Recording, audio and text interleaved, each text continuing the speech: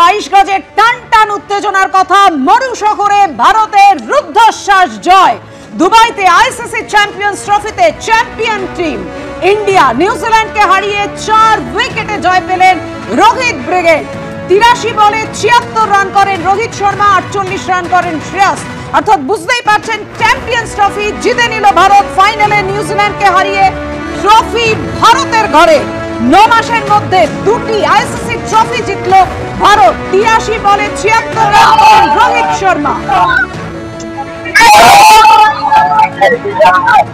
মরু শহরে রুদ্ধশ্বাস জয় ভারতের।